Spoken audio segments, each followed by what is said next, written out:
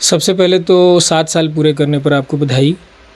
और दूसरी बात जो मेरे दिमाग में है आप लोगों के बारे में कि 7 साल में जो ग्रोथ आपने किया है वो बिल्कुल मेरे हिसाब से अनप्रेसिडेंटेड है।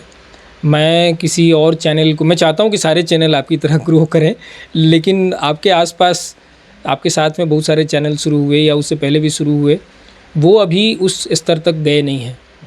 और एक जो जो सवाल आपने पूछा वो बिल्कुल मौजूद है कि आपने झारखंड के जितने ज्वलंत मुद्दे हैं पिछले 7 सालों में, क्योंकि मैं खुद भी आपके इस चैनल का मैं एक हिस्सा हूँ, डायरेक्टली इनडायरेक्टली किसी ना किसी रूप में, क्योंकि आपने हमारा भी कई बार इंटरव्यू किया है।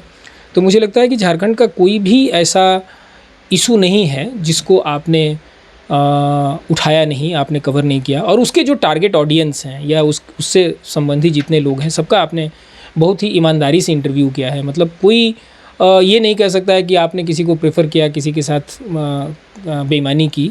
ये बिल्कुल आप पर आरोप नहीं लगेगा। लेकिन मैं आज आपको एक सलाह दूंगा कि झारखंड में एक बहुत बड़ा मुद्दा है, आदिवासियत एक सवाल तो है ही, झारखंड का सवाल खुद ग्रेटर झारखंड एक बड़ा मुद्दा है।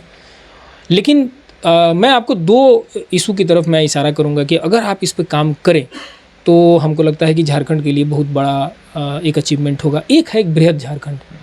बृहद झारखंड यानी कि पूरे छोटा नागपुर को जो झारखंड बनाने की बात थी, जो कल्पना थी, वो बिल्कुल अब राजनीतिक पटल से गायब हो गया है।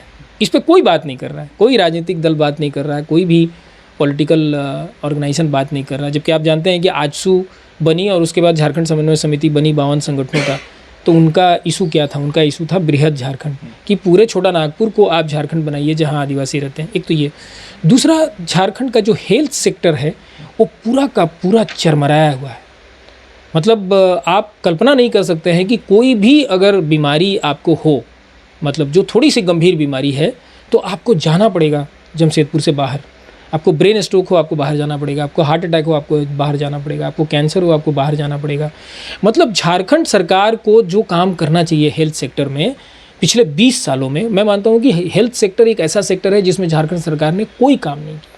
वैसे शिक्षा भी कोई कहेगा कि भाई शिक्षा पे काम नहीं हुआ है, कॉलेज में और यूनिवर्सिटीज़ में बहुत सारी वैकेंसीज़ हैं, हाँ सही बात है, उसमें कोई डाउट नहीं है।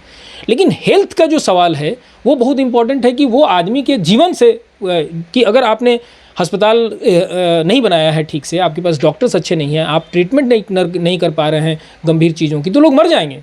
और लोग मर जाते हैं। जैसे जिनको ब्रेन हैमरेज होता है उनको कलकत्ता ले जाते रास्ते में मर जाते हैं। जिनको हार्ट अटैक होता है वो उनको कलकत्ता या कोई आसपास के हॉस्पिटल में ले जाते उनकी मौत हो जाती है।